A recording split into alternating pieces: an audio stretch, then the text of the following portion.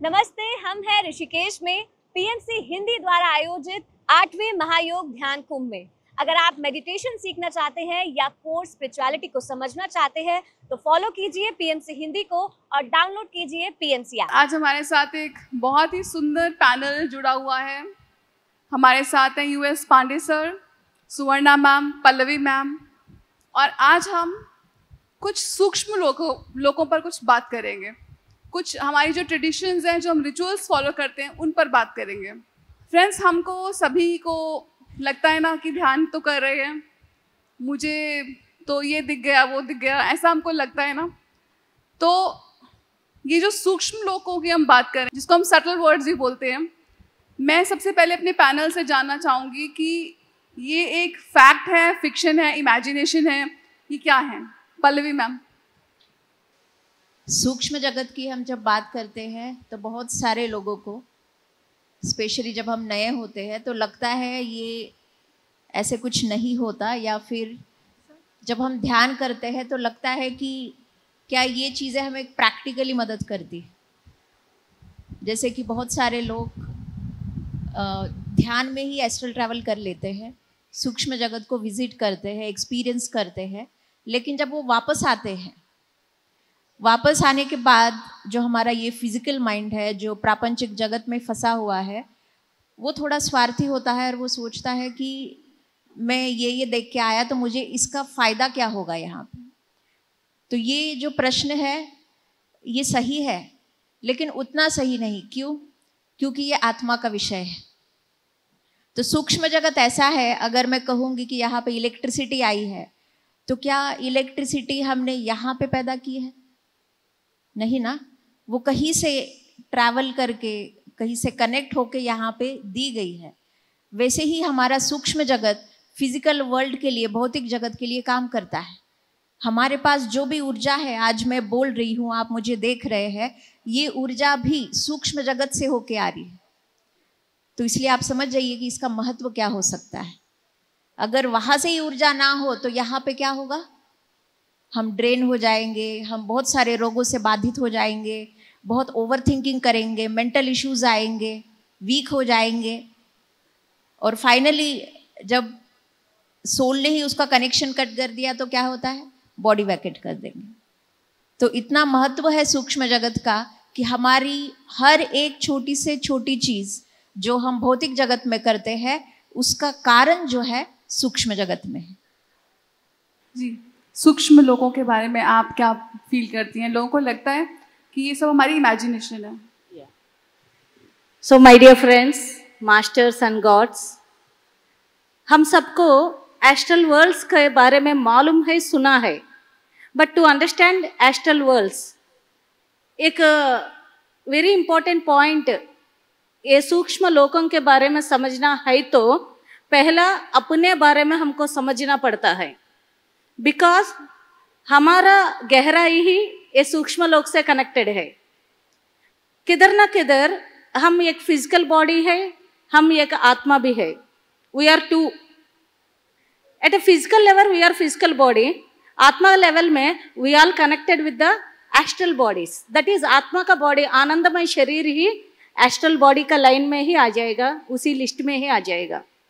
सो कभी ना कभी किसी को एस्ट्रल ट्रैवल क्या है, एस्ट्रल वर्ल्ड्स क्या है, इसके बारे में समझना है तो पहला अपना गहराई में जाना सबसे जरूरी है।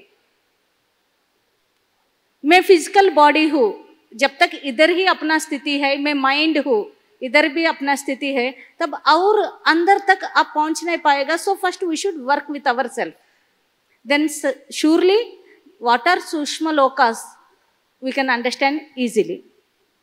जी, पांडे सर, आप क्या कहना चाहेंगे? सूक्ष्म लोक कहीं बाहर नहीं है, सूक्ष्म लोक कहीं हमारे सबके आसपास है। हम हमेशा सभी लोकों में रह रहे हैं। आप जानते हैं 7 महान लोक हैं, भूर्भुवः स्वः महाजनः तपः सत्यम आदि अनुपात, जो लोकों का नाम है, बुद्धि, मनस, एस्ट्रल और फिजिकल। तो फिजिकल में भी हम एक छोटे से हिस्से में रह रहे हैं, जिसको हम सॉलिड लिक्विड गैस कहते हैं, जिसमें दिखाई पड़ता है। तो जो अनुभव हैं वो हमेशा हमें हो रहे हैं, और उसी से हम काम कर रहे हैं और सारी जो ऊर्जा हमें उसी से मिल रही है, जैसा पल्लवी जी ने कहा। बट उसको शब्दों में वर्णन तभी किया जाता है जब वो स्पेसिफिक हो। जैसे आप जब से स्वप्न में जाते हैं तो स्वप्न में एस्ट्रल लोक में पहुंच जाते हैं, लेकिन जो स्वप्न देख रहे हैं वो आपका कभी कभी भविष्य बता देता है, कभी कभी पीछे की घटना बताता है, कभी कभी आपकी फिजिकल डिसऑर्डर्स बताता है, दो आपको डिस्टिंग्विश करना पड़ेगा। इसी तरह जब कोई मेडिटेशन करते हैं तो आपके बॉडी में जो वाइब्रेशंस फील करते हैं, कभी कभी लोगों को अपने ब्लड सर्कुलेशन मालूम होता है, फील होता है, और जो ये आपको मालूम होता है कि अंगुलियों के पोरों से कुछ समथिंग कमिंग आउट। सो ये सब एस्ट्रल प्लेन के अनुभव होते हैं। देन आप कभी कोई बोल रहे हैं, आप जो अपने नोट बनाए अपने सामने कोई टॉक दे रहे हैं, and suddenly some other thought comes to you and speak out that. All that comes from the सूक्ष्म लोक मेंटल प्लेन।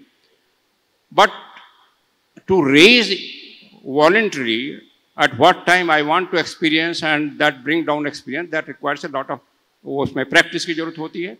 और उसके लिए ज़रूरी है कि हम जितना ही अपने इंटेलेक्ट को पहले बढ़ाएंगे, सही फिलॉसफी पढ़ करके, सही दर्शन पढ़ के जीवन का, जितना हम निस्वार्थ होंगे जीवन में, निष्काम कर्म करेंगे सबके भलाई के लिए, उतना वो शक्ति हमें मिलेगी। लेकिन उसमें भी कभी कभी चांसेस होते हैं भ्रमित होने के, खासतौर से एस्ट्रल प्लेन में। इवन जो हमारी अन्य पेशेंट थे जिनकी फ़ोटो यहाँ कई लोगों की फ़ोटो आ रही है, she was a great spiritual person, highly almost adept level. लेकिन उन्होंने लिखा है कि एक बार वो मेडिटेशन कर रही थी और उनको अनुभव हुआ कि उनके मास्टर वहाँ बैठे हुए हैं, but then she raise her conscious to higher level, which raising consciousness सभी लोगों को पावर नहीं है, हम लोगों को पावर नहीं है। तो उनको पता चला वो मास्टर नहीं है, वो डॉर्क चौहान अपना रूप बना के बैठे हैं। तो कभी कभी ऐसा होता है, ख़ास तौर से जो इमोशनल लोग होते हैं, डिवोशनल लोग, मान लीजिए वो किसी इष्ट देवी देवता का कल्पना कर रहे हैं माइंड में, उन्हीं का एस्ट्रल बॉडी वो रूप ले लेता है, उनके सामने आ जाता है, एंड दे गेट डिल्यूजन कि वो देवता और देवी उनके सामने आ गए। सो हमें बहुत केयरफुल रहना चाहिए उस चीज़ के लिए, और उसको हमें विवेक होना चाहिए, डिस्टिंग्विश उधर वो करेक्ट एक्सपीरियंस है नहीं एक्सपीरियंस है। अदरवाइज हम दूसरों को बताते रहेंगे और लोगों को भ्रमित करेंगे। कई लोगों को ये मैंने बात करते सुना है कि मैं जब मेडिटेशन किया था मुझे लाइट दिखाई पड़ती है, मुझे साउंड दिखाई पड़ता है।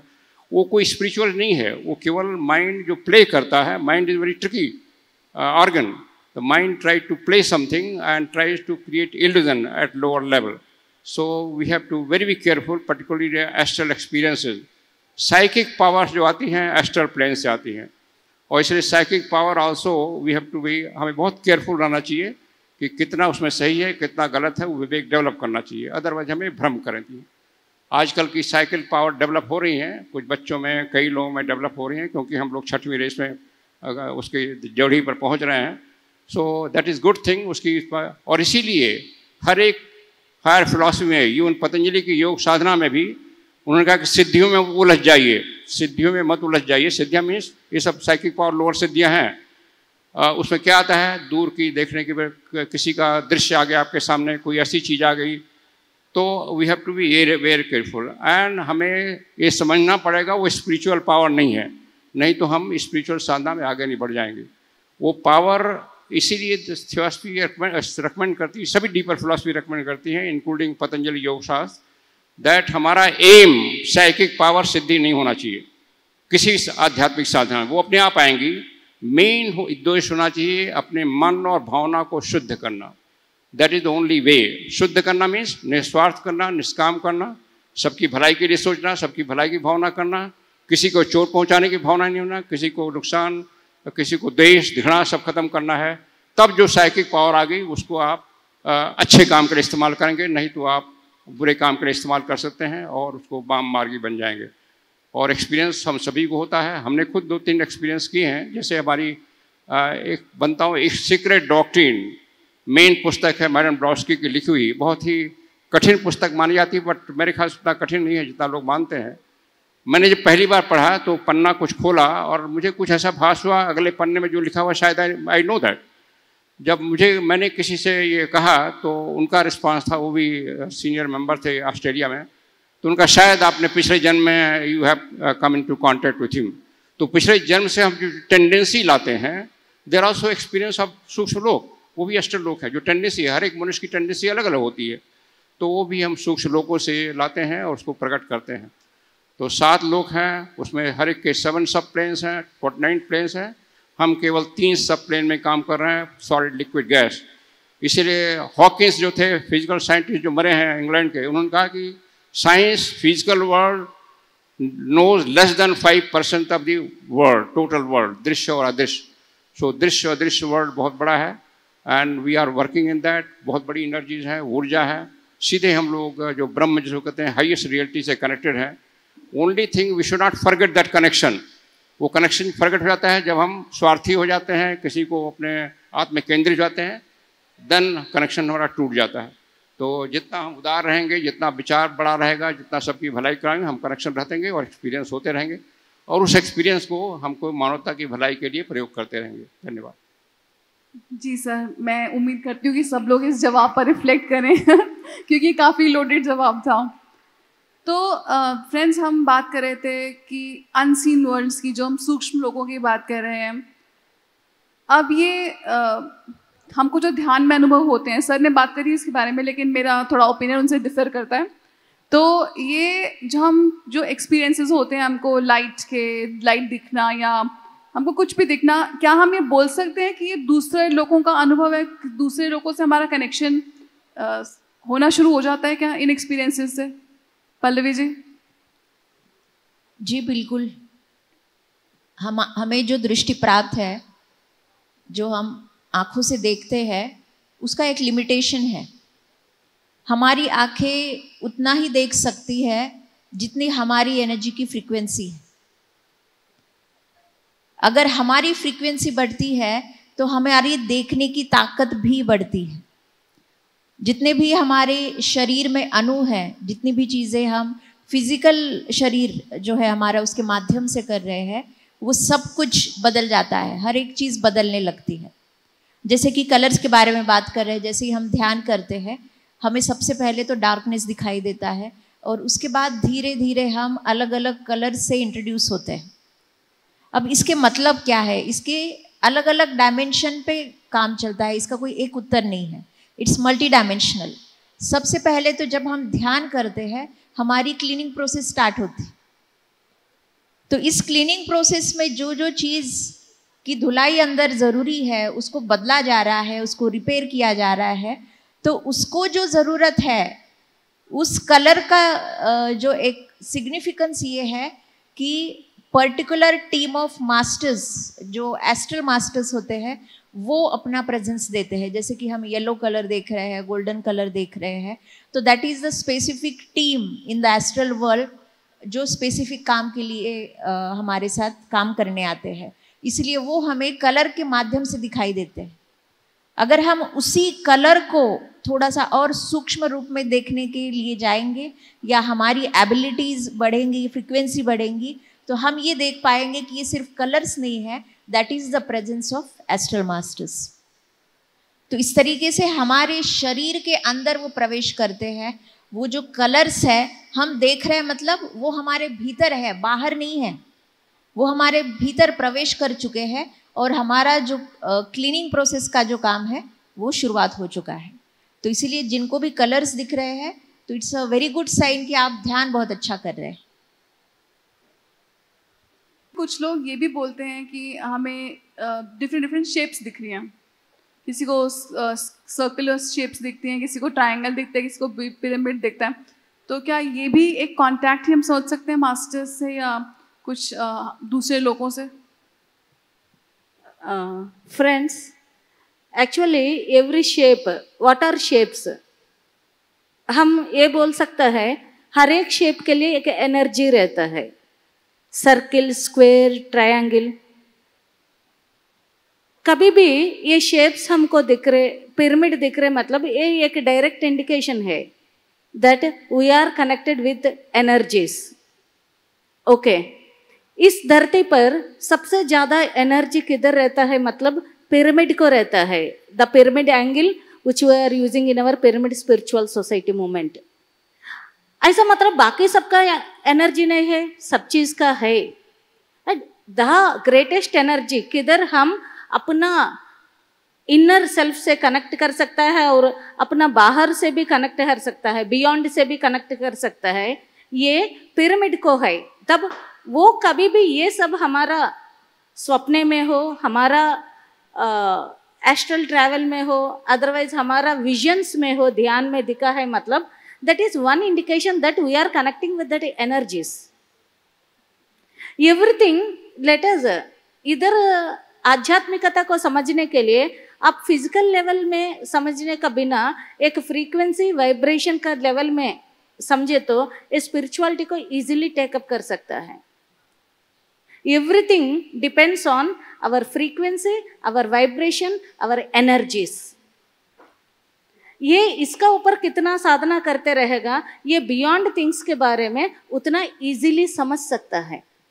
So definitely we will have connection, but only the person who sees that can understand what the connection is। उसके साथ मेरा कनेक्शन क्या है वो खुद समझ सकता है। हम क्या दूसरों को पूछता है मैडम ये क्यों लगा है, बट फ्रेंड्स इंटरडिपेंडेंट हो गया तो आपको खुद समझ में आ जाएगा ये विजन और ये कनेक्टिविटी क्यों आया है आपको।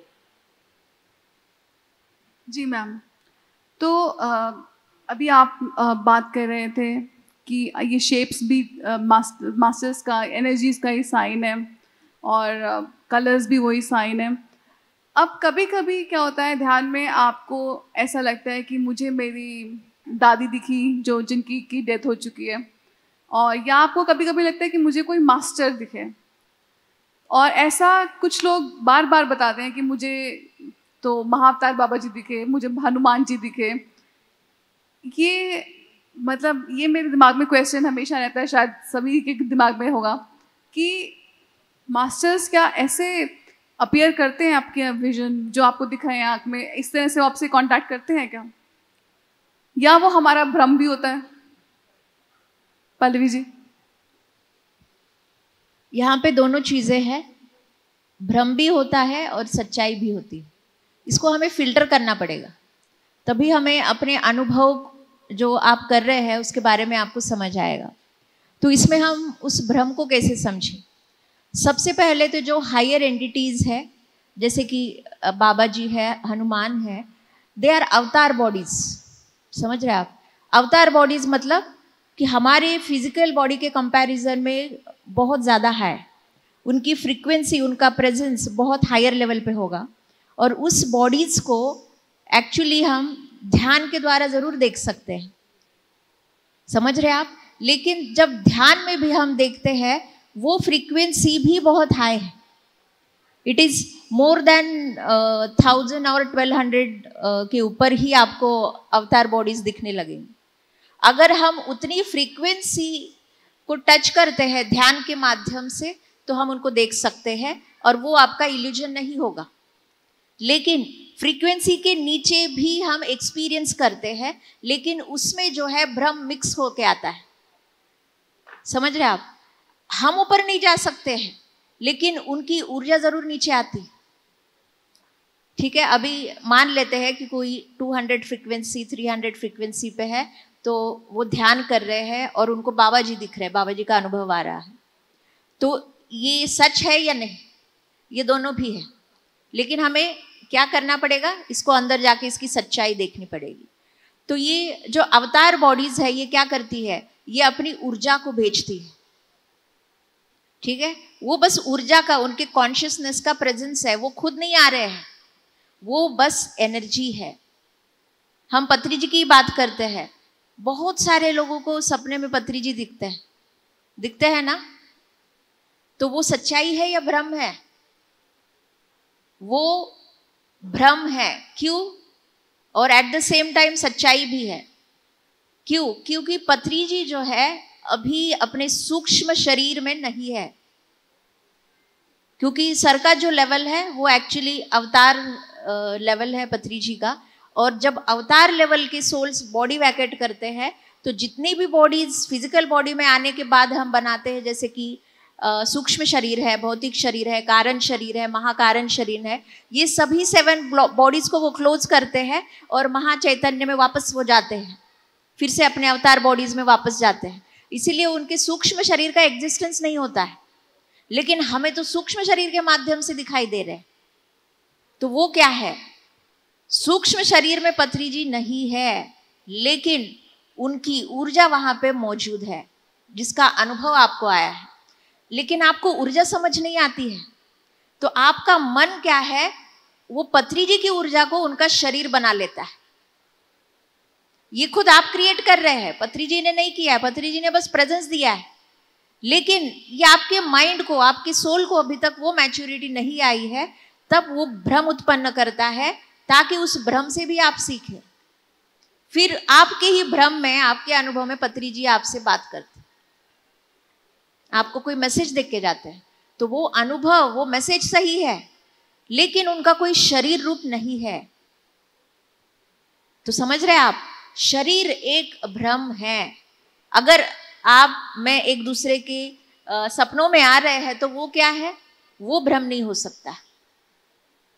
हम अभी भी सूक्ष्म जगत में ट्रैवल कर रहे हैं सूक्ष्म शरीर के साथ, ठीक है। तो एक ये पहला लेवल ये हो गया। दूसरा चीज क्या है, हमारे बहुत सारे सूक्ष्म जगत के अनुभव में भी, और जो आप ध्यान में भी करते हैं या फिजिकल लाइफ में भी जो करते हैं, उसमें हर एक अनुभव में भ्रम होता ही है। भ्रम को, माया को समझना सबसे बड़ा काम है यहाँ पर। अगर आप देखेंगे, हम हमेशा एक्चुअली भ्रमित ही रहते हैं, लेकिन उस भ्रम में क्या करते हैं, ध्यान हमें धीरे धीरे एक एक स्टेप आगे लेके जाता है और समझाता है कि पहले अनुभव आए उसमें क्या भ्रम था, और आगे जब बढ़ने के बाद हम पीछे देखते हैं तो समझ आता है कि उसमें कितना सच था। इसीलिए जब भी हम कोई अनुभव करते हैं, इमीडिएटली हमें भ्रम दिखाई नहीं देता। उसके लिए क्या करना पड़ता है, उसके लिए हमें ग्राउंडेडनेस की प्रैक्टिस करनी पड़ती है, हमें अपने अहंकार को समझना पड़ता है, हमें अपने अंदर झांकना पड़ता है कि ये क्यों आया, कैसे आया, मेरे भीतर भावना के स्तर पर क्या चल रहा था, क्या ये मैंने उत्पन्न किया है या सच में ये सत्य का अनुभव है, डिवाइन एनर्जीज का अनुभव है। जब हम ऐसे प्रश्न खुद से पूछते हैं, तो हमें अपने ही अनुभव के बारे में धीरे धीरे क्लैरिटी आती है, और जितनी क्लैरिटी आपको उस अनुभव से आई, उतना ही सत्य है और उतना ही उस पल के लिए काफी है, बाकी सब भ्रम है। तो इसीलिए किसी भी एक्सपीरियंस को हम पूरी सच्चाई नहीं बोल सकते, ना पूरा भ्रम बोल सकते, ये दोनों मिक्स होके आते हैं। लेकिन जैसे जैसे हम एक मास्टरी लेवल पे जाते हैं, तो हमें समझ आता है। एक एग्जाम्पल भी है, जैसे हंस है, वो क्या करता है, पानी और दूध को अलग करता है। इसलिए पत्री जी तेलुगु में बोलते थे, हंसा पकड़ो, हिंसा छोड़ो, हंसा पकड़ो, मतलब अपने श्वास को पकड़ो। जब तक हम अपने श्वास को पकड़ना नहीं सीखते, तब तक हमें भ्रम और सत्य को अलग करना नहीं आता है। इसीलिए जितने भी टेक्निक्स ऑफ मेडिटेशन है, पत्री जी ने उसको, जो भी धरती पे सिखा रहे अलग अलग टेक्निक्स है, उसको देखा और ये देखा कि उसमें भ्रम सबसे ज्यादा है। क्यों बुद्ध ने 5.5 साल लेके भी उनको सत्य क्यों नहीं मिला? क्यों? क्योंकि उसमें भ्रम था और वो सत्य को ढूंढ रहे थे। इसलिए बाद में जो आनापानसति उनको मिला या समझ आया, वही हम आज कैरी कर रहे हैं। और ये एक ऐसी मेडिटेशन की टेक्निक है जो हमें सीधा भ्रम से मिलाती है और भ्रम को अलग करने में मदद करती है। तो इसलिए हमेशा किसी भी अनुभव को 100% स्टैंप मत मारिए, उसको समझिए, उसको समय दीजिए, अपने भीतर जाइए, झांकिए, फिर आपको ज़रूर उससे क्लैरिटी आएगी। काफ़ी आपने डिटेल में जवाब दिया इसका। सुवर्णा जी, मैं आपसे जानना चाहूँगी, कभी जैसे आप कितने समय से ध्यान कर रही हैं, ध्यान प्रचार कर रही हैं, क्या आप भी कभी इस असमंजस में पड़ी थी कि ये भ्रम है कि रियलिटी है? It's a wonderful question. Friends, हमको पत्री जी बोलता है, एक्चुअली भिलाई में एक संगठन हुआ, इसके बारे में बताने से आपको बहुत अच्छा क्लैरिटी मिलेगा। एक दिन पत्री जी आया है, हम सब बैठकर पत्री जी से बात कर रहे हैं।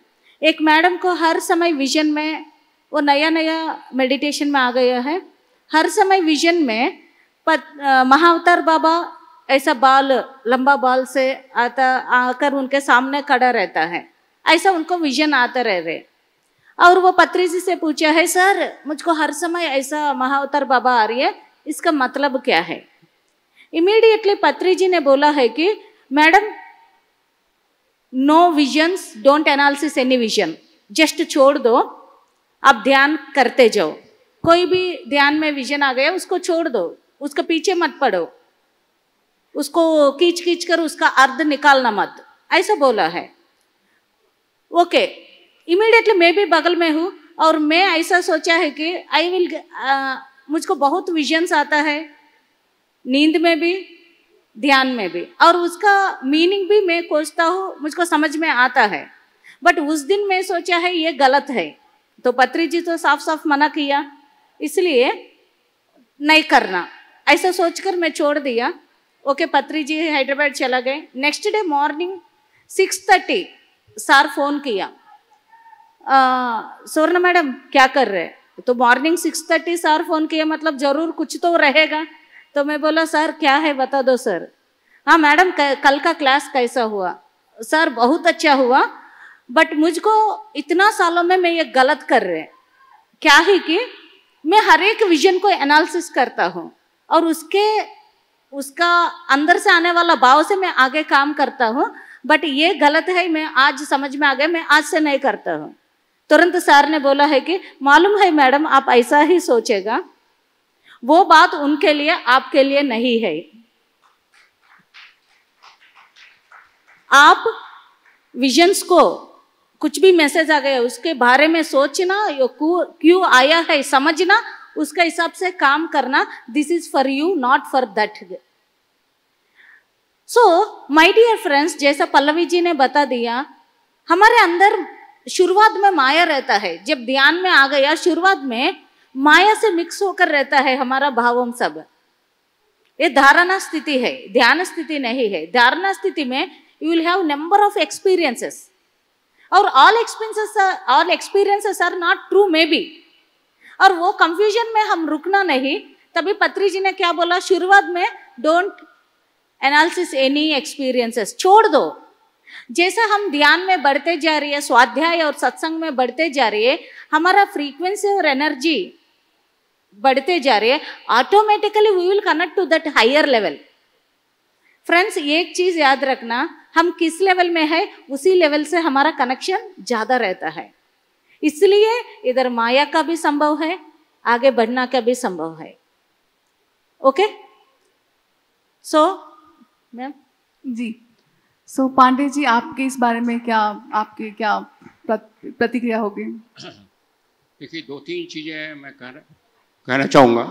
आपने कहा कि जो कोई प्री मर गया है उसका कांटेक्ट, अगर कोई प्री आपका मर गया है और उसमें बहुत अधिक कोई अटैचमेंट था आपके साथ, और पर्टिकुलरली अगर कोई उसकी इच्छा थी आपको कुछ बताने की और उसके पहले मर गया है, तो उस समय उसका जो एस्ट्रल बॉडी का एक पार्ट, आप जहाँ भी हो आपके पास चला जाता है ऑटोमेटिक एक्शन में, एंड यू फील दैट उससे कांटेक्ट हो गया।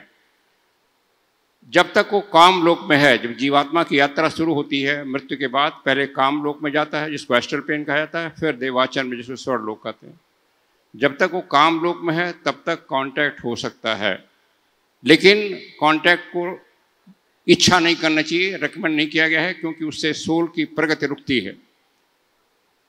अपने आप अगर सोल को कुछ होता है, जैसे बताया, कुछ उसको बताने की इच्छा है, तो आपके स्वप्न में या कहीं आकर के वो बता देगा।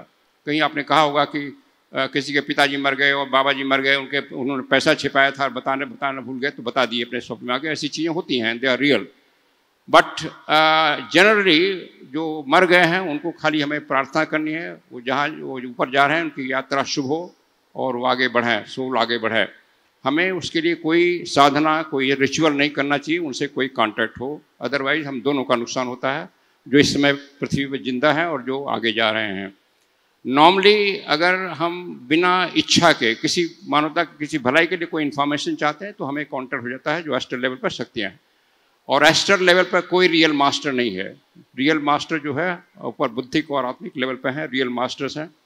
देवता लोग हैं मेंटल लेवल पर, और उनसे कांटेक्ट भी हमें कुछ करने की ज़रूरत नहीं है, वो अपने आप कांटेक्ट करेंगे जब हम उससे हो जाएंगे।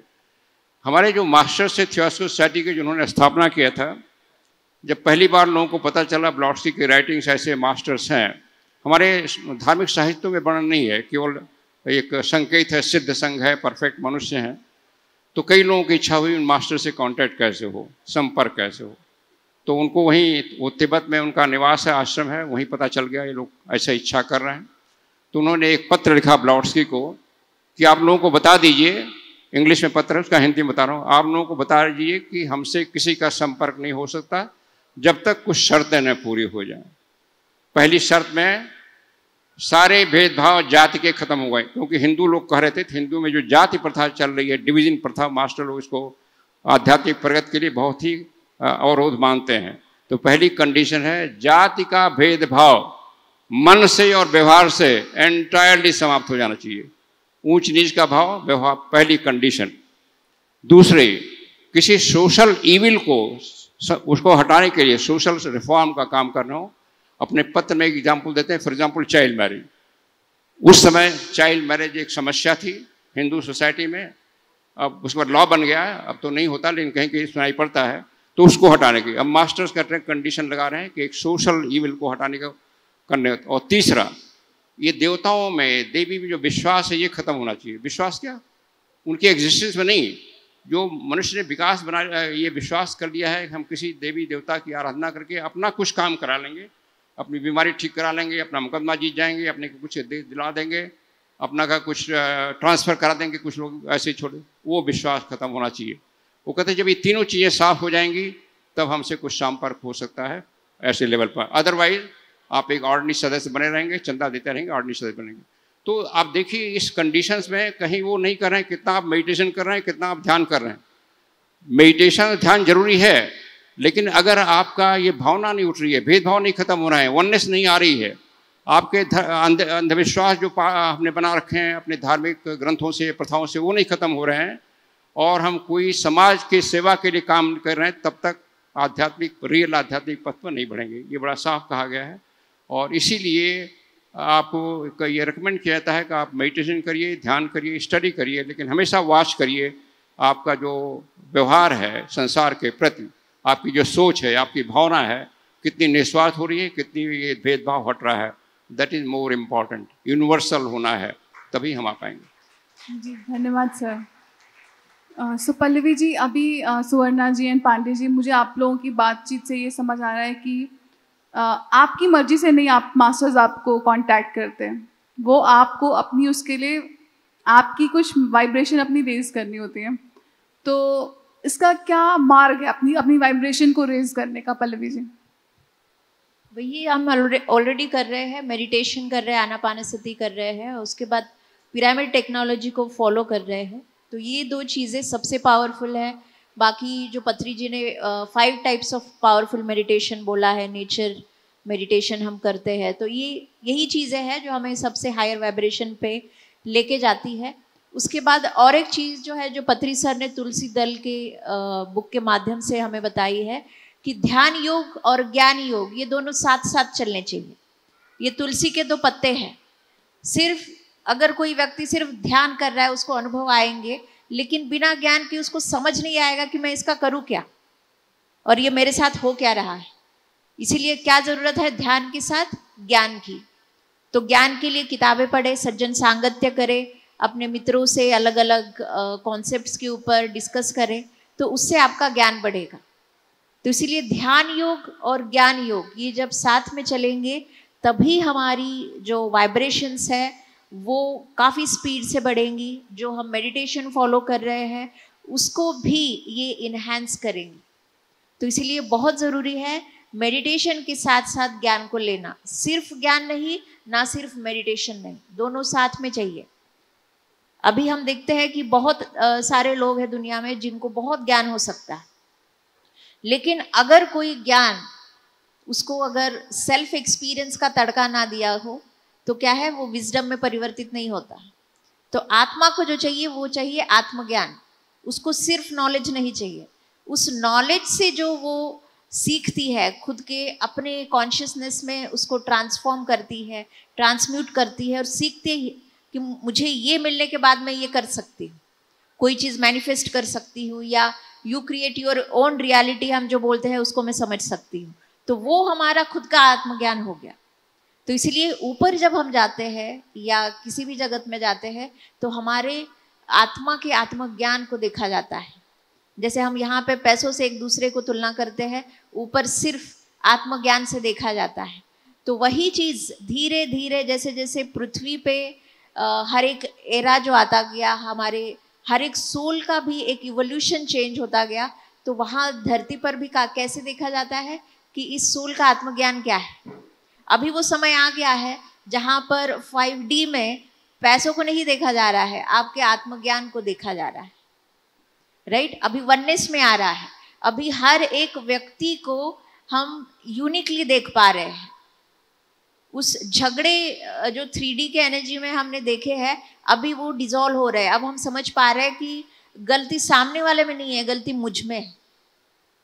तो ये परसेप्शन चेंज होना, it is a overall ascension of the अर्थ।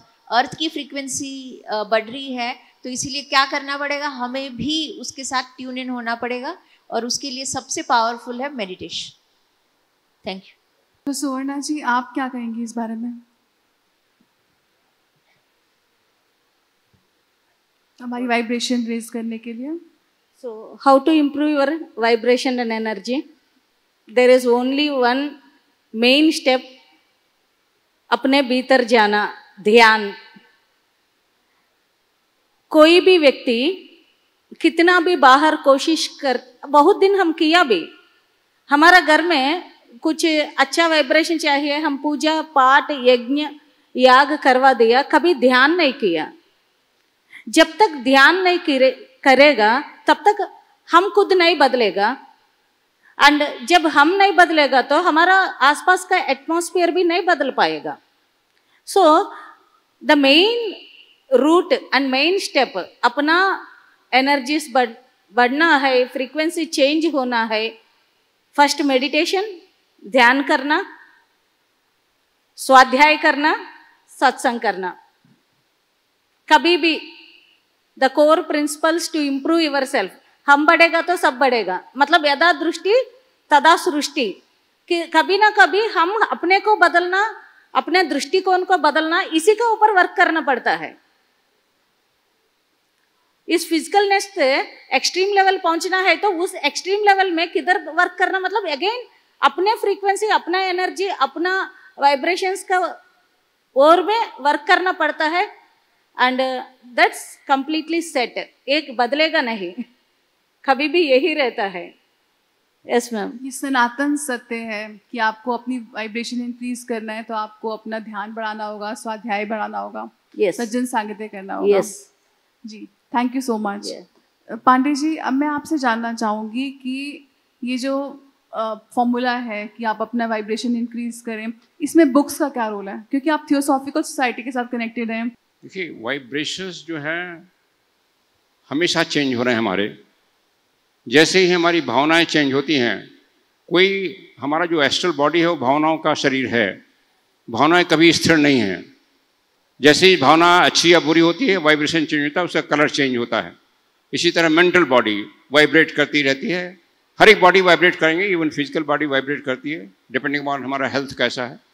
तो हमें हर क्षण देखना पड़ेगा हमें क्या है। अगर आपका मन में, वही हम बार बार रिपीट कर रहे हैं, निगेटिव चीज़ें नहीं हैं, निगेटिव अगेन किसी के प्रति वही घृणा, द्वेष, भेदभाव, ये सब चीज़ें ऊंची नीच नहीं है, तो आपकी भी वाइब्रेशन सूक्ष्म होंगी, सूक्ष्म लोक में जाएंगी। और मेडिटेशन का सबसे ज़्यादा फायदा यही होता है कि आपकी पूरी बॉडी की संरचना, स्ट्रक्चर चेंज होता है, क्योंकि उसमें माइंड से जब शुरू करते हैं, माइंड को ऑब्जर्वेशन से, तो माइंड का जो वाइब्रेशन फ्रीक्वेंसी है वो फ्रीक्वेंसी तेज होती है, एम्पलीट्यूड कम छोटा होता है, तो उससे एक फाइनर मैटर मेंटल बॉडी में जुड़ता है और उसकी संरचना चेंज होती है। और माइंड की जो कैपेसिटी है उसकी समझने की, उसकी देखने की, गहरी चीज़ों को समझने की बढ़ती है। उसी तरह एस्ट्रल बॉडी में जब हम उसका प्रभाव पड़ता है, उसकी भी संरचना चेंज होती है, उसकी भी मैटर चेंज होते हैं, तो उसमें हमारी भावनाएं अच्छी होती हैं, यहाँ तक कि कुछ लोगों का वॉइस बदल जाता है, वाणी जो है मधुर हो जाती है, स्वप्न अगर डरावने आते हैं वो ख़त्म हो जाते हैं, और फिजिकल बॉडी में भी वो प्रभाव पड़ता है, छोटी मोटी बीमारियां ठीक होने लगती हैं। तो ये सब होता है, ये सब नेचुरल प्रभाव होता है। लेकिन मेडिटेशन के साथ, ध्यान के साथ अध्ययन बहुत ज़रूरी है, क्योंकि माइंड को जो है एक विस्तार और डेप्थ दोनों देनी है। इनफैक्ट माइंड के लिए अध्ययन भोजन है, और भोजन माइंड मेडिटेशन से क्या होता है, माइंड की कैपेसिटी बढ़ती है। जैसे आपने अपने अच्छे हाइजीन कर करके अपने स्टमक ठीक कर लिया, लेकिन स्वास्थ्य देने के लिए आपको शुद्ध भोजन चाहिए। तो माइंड की कैपेसिटी बढ़ाने के लिए, उसका विस्तार बढ़ाने के लिए, उसकी गहराई बढ़ाने के लिए अध्ययन, डीपर फिलॉसफी का जरूरी है। और प्लस उस ज्ञान के पक्ष में सेवा, निस्वार्थ सेवा ह्यूमैनिटी की। तो अध्ययन, ध्यान, सेवा तीनों साथ चलने चाहिए। अगर तीनों एक साथ चलने चाहिए और तीनों एक ही ध्यान के पक्ष हो जाते हैं। इनफैक्ट जब हम डीपर स्टडी करते हैं तो हमारा माइंड मेंटल लेवल पर चला जाता है, और स्टडी करते समय केवल जो अक्षर लिखे हैं उस पर नहीं ध्यान देना है। अक्षरों के पीछे क्या अर्थ, लेखक क्या कहना चाहते हैं, लाइनों के पीछे क्या मतलब है। इनफैक्ट ये कहा गया कि मास्टर जो लेखक है उसके माइंड से जुड़ने की कोशिश करिए। जो उनके माइंड में विचार था वो कभी कभी अक्षर में नहीं आ पाते हैं, तो अक्षर में क्या कहने की कोशिश की जा रही है, तो उसमें समझने की कोशिश करिए, तो हमारा रियल अध्ययन होता है। तो अध्ययन, ध्यान, सेवा तीनों चलना चाहिए हमारी कैपेसिटी, आध्यात्मिक कैपेसिटी बढ़ाने के लिए। जी सर। और आध्यात्मिक कैपेसिटी से मानवता की सेवा करने के जो आध्यात्मिक सेवा, आध्यात्मिक पथ का लक्ष्य होना चाहिए। जी sir, thank you so much. Pallavi ji, अब जैसे कि हम सब सूक्ष्म लोगों की बात कर रहे हैं, तो मैं आपसे रिक्वेस्ट करूँगी कि आप अपना कोई सूक्ष्म लोगों का अनुभव शेयर करें, जिसमें कि आपकी किसी मास्टर से रूबरू हुई हो। आपको तो कई अनुभव होते हैं, खैर हमें पता चला है, तो आप कुछ कोई एक अनुभव शेयर कीजिए। देखिए, सूक्ष्म जगत में हम प्रतिदिन जा रहे हैं। अभी आप ध्यान कर रहे हैं, उसका अनुभव कर रहे हैं, या रात में सो रहे हैं फिर भी उसका अनुभव कर रहे हैं। तो सूक्ष्म जगत ये हमारा पैरेलल वर्ल्ड, और जो भौतिक जगत और सूक्ष्म जगत इंटरडिपेंडेंट है। इसके बिना उसका अस्तित्व नहीं होगा, इसके बिना उसका, मतलब एक दूसरे पे डिपेंडेंट है। तो सूक्ष्म जगत में जाना आज के डेट में बिल्कुल भी कोई मुश्किल बात नहीं है। सिर्फ हमें उस कॉन्सेप्ट की क्लैरिटी होनी चाहिए कि वो कॉन्सेप्ट है क्या। डीप स्लीप में हमें कुछ याद नहीं रहता, राइट? लेकिन कुछ सपने हैं जो हमें याद रहते हैं, उसे हम लूसिड ड्रीमिंग कहते हैं। थोड़ा सा हिस्सा सपनों का याद रहता है, राइट? जहाँ पे कुछ भी कर रहे हो हम सपनों में, उसको रिकलेक्ट करके सुबह वापस आते हैं, और वही जो याद रहा उससे हम सोचते हैं कि ये सपना क्यों आया। तो इस तरीके से हमें प्रतिदिन सपने आते हैं। आप एस्ट्रल वर्ल्ड में जाके एस्ट्रल एक्सपीरियंस ज़रूर कर रहे हैं। सिर्फ एस्ट्रल ट्रैवल का कॉन्सेप्ट यहाँ पे अलग है कि आप एस्ट्रल वर्ल्ड में जाने के बाद पूरी तरीके से अवेयरनेस में है, वो हो जाएगा एस्ट्रल ट्रैवल। जैसे कि आज आप सपने में गए, लेकिन उस सपने में आपने देखा कि आपने किसी से मार खाया, तो ये अनकॉन्शियस था, मतलब आप में वो अवेयरनेस नहीं था। अगर फिजिकली आपको कोई मारेगा तो आप मार खा लेंगे? नहीं खाएंगे, आप जवाब देंगे उसका। तो वही आप सपने में नहीं कर रहे। जब आप यही चीज सपने में करते हैं, वो मार नहीं खाते हैं या एक्शन लेते हैं, उस अवेयरनेस में आते हैं, तो वो बन जाता है एस्ट्रल ट्रैवल। सो एस्ट्रल ट्रैवल मतलब it's a conscious travelling into the astral world. समझ रहे हैं आप? तो ये कॉन्सेप्ट है एस्ट्रल ट्रैवल का। तो लूसिड ड्रीमिंग में कुछ समय हम कॉन्शियस रहते हैं, अवेयरनेस में रहते हैं। मतलब थोड़ी ऊर्जा हमारे अंदर हम देखते हैं कि जहाँ पे हम बहुत अच्छा परफॉर्मेंस दे रहे हैं, उसके बाद फिर से अनकॉन्शियस हो जाते हैं। तो that is the variation of the frequencies in the astral world, जो हमारे एस्ट्रल बॉडी के दौरान चलती है। तो ऐसे जब मैं एक्सपीरियंसेस करती थी, तो मैंने एक एक्सपेरिमेंट बहुत स्टार्टिंग में चालू किया था कि हर 1 घंटे के दौरान में आप अलार्म लगा दो। तो क्या होता है, जब आप हाफ स्लीप होते हैं, बंद करने जब आते हैं आप अपना अलार्म, तो आप भौतिक जगत से थोड़ा बाहर आने लगते हैं, और बंद करने के प्रोसेस में जितना भी सेकंड आप फिजिकल बॉडी में आ रहे हैं, you can recollect that dream, you can recollect the experience कि क्या कर रहे हैं आप, क्योंकि आप एस्ट्रल वर्ल्ड से बाहर नहीं आते। तो ऐसे हर 1 घंटे में मैं लगाती थी और देखती थी कि मेरी एस्ट्रल बॉडी क्या कर रही। So I used to collect number of experiences कि मैंने ऐसे क्यों किया। बहुत सारे नॉन लोगों के साथ हमारे एक्सपीरियंसेस आते हैं।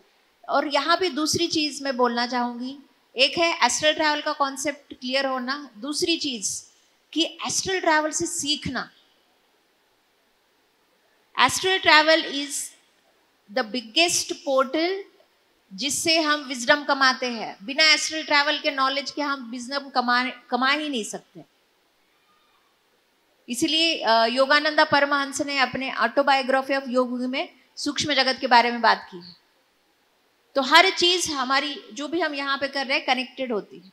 तो हर 1 घंटे में जो एक्सपीरियंसेस आए उसको मैं नोट करती थी और अपने परफॉर्मेंस को देखती थी कि मैंने यहाँ सही नहीं किया, मैंने क्यों किया होगा ऐसा। So then I used to go back to my belief system कि क्या है अंदर, क्योंकि आपका बिलीफ सिस्टम आपके एक्सपीरियंस में एक्सप्लोर होगा कि क्या कैरी कर रहे हैं आप सबकॉन्शियसली, क्या वो सही है या आप उसको बदल सकते हैं। राइट? एक एग्जाम्पल मैं देती हूँ। जब मैं पढ़ रही थी तो मैंने पढ़ने के बाद, हमारे एग्जाम्स होने के बाद एस्ट्रल ट्रैवल करके मैंने पेपर देख के आई। ये मेरे फ्रेंड में और मैंने ये एक लगा था कि उसका कहना था कि इतना एस्ट्रल ट्रैवल नहीं हो सकता है, तो तू मार्क्स देख के आ। और मैं 5 पेपर में से 4 पेपर में फेल थी। मैं मार्क्स देख के आई, मैंने उसको मार्क्स नहीं बताया, बट मैंने उसको बोला कि मैं 4 पेपर में फेल हूँ, एक पेपर ही पास होगा मेरे। और जब रिजल्ट आया तो रिजल्ट सेम था कि 4 पेपर फेल थे। उसके बाद मेरा नहीं, मैं उसका भी देख के आई, तो 5 पेपर में उसके 3 निकले थे, 2 फेल।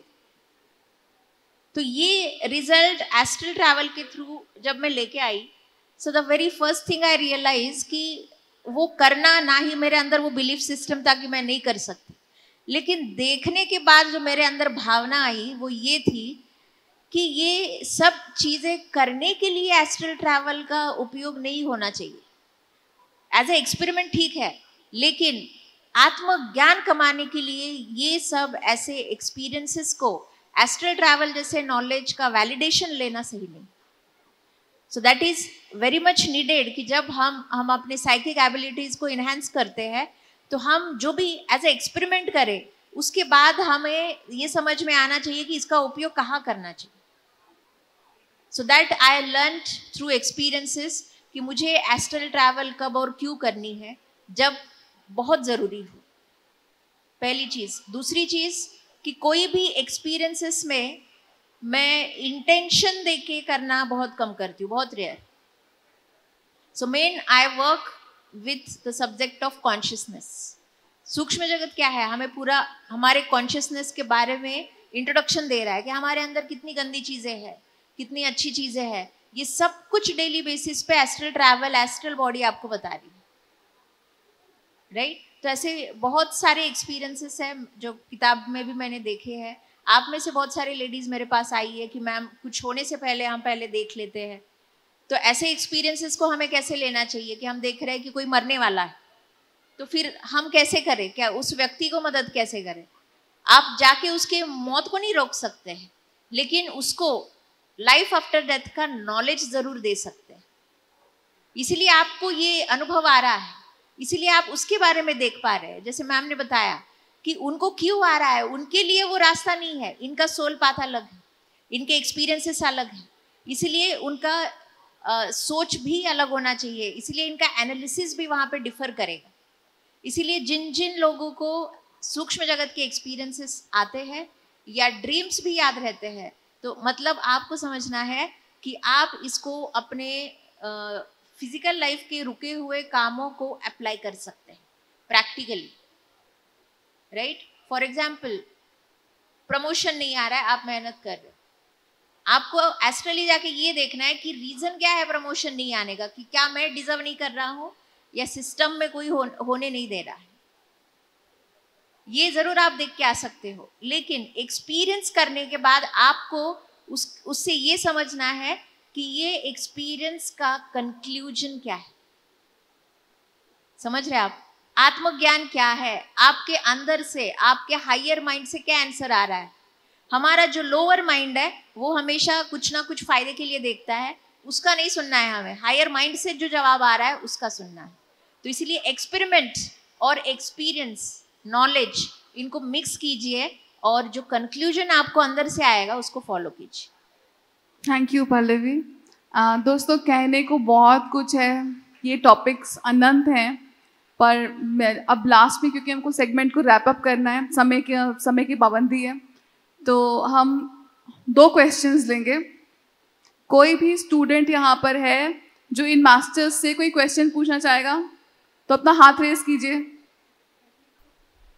सबको मेरा सादर प्रणाम। मैडम, मैं ये पूछना चाह रही थी, जैसे आपने बोला आकृति दिखाई देती हैं या कोई फिगर्स दिखाई देती हैं, पर वो उसको देखने के बाद, जैसे आप पूजा कर रहे हैं, देखने के बाद हमने महसूस किया, यदि माँ दुर्गा की करी पूजा और पूजा के 5वें दिन, जैसे नवरात्रों में देखिए आपको वो स्वरूप, यदि ब्रह्म उस समय कुष्मांडा का स्वरूप है, तीसरा नवरात्रा, तो वो रूप देखा हुआ है, लेकिन वो रूप में दिखती है कि माँ में आ गई। और यदि कहा जाता है जैसे कोई फूल गिर गया तो इसका मतलब इनकी प्रेजेंस है, तो उसको एक्सेप्ट ना करें, वो सब मिथ है। आप ये कहना चाह रहे हैं कि वो भ्रम है, तो हम तो उसको एक्सेप्ट करके इनर पीस मिलती है, इनर सोल में बहुत अच्छा लगता है कि मतलब पूजा के समय मैंने महसूस किया कि वो आए, ब्लेसिंग्स हैं फूल का गिरना। तो ये सब, इस सब को मिथ मान के छोड़ दिया जाए, क्योंकि मेडिटेशन में ऐसा हुआ, तो I think that is a blessing. आपका प्रश्न का जवाब सुवर्णा जी देंगे। मास्टर्स, जैसा मन वैसा ही इच्छा। यदि आपका मन माना है इधर माँ देवी आया है, आपको सुकून मिला है, वो मिल सकता है, अच्छा लगा है। इधर 2 चीज़ आप याद रखना पड़ेगा।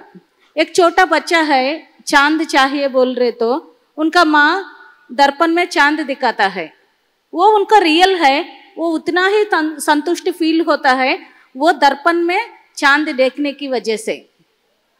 बट यदि बच्चा बड़ा होने के बाद वही दर्पण में चांद देखने से संतुष्ट होगा क्या?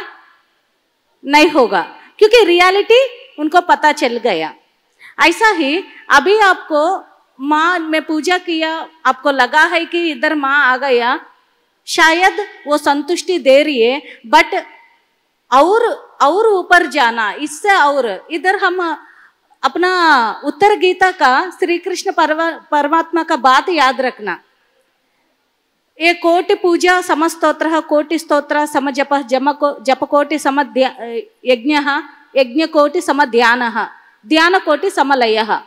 मतलब every time there is a higher step to know understand the real truth. इधर से संतुष्टि हो गई तो इधर से रुक सकता है, बट एक बार याद रखिए, निरूपा, व्हाट इज गॉडेस? निरूपा ज्योतिर्लिंग, मतलब ज्योति कांति का, लिंग मतलब astral body. There is no body for Shiva, there is no body for any god. But यदि इसका पहले क्वेश्चन में मैडम बोला है, जब उसी भावना से आप देखें तो उसी भावना में वो दिख रहे, बट दे आर निरूपा निर्गुणा, दे हैव नो रूपा नो गुना। ऐसा तत्व को हम बहुत कम लेवल में देखने का बिना हम अपने एनर्जी को रेस कर उसका असली तत्व में पहचानने का कोशिश करना, then you will get the beauty of that vision. Okay जी, thank you Suvarna ma'am. I hope कि आपको आपके प्रश्न का उत्तर मिल गया होगा। मैं उम्मीद करती हूँ कि आप सभी को एक बात तो समझ आ गई होगी कि स्पिरिचुअलिटी, साइंटिफिक स्पिरिचुअलिटी ही हमारे लिए मार्ग है। मानवता के आगे बढ़ने का मार्ग सिर्फ स्पिरिचुअलिटी नहीं, साइंटिफिक टेम्परामेंट के साथ स्पिरिचुअलिटी को फॉलो करना है। धन्यवाद दोस्तों।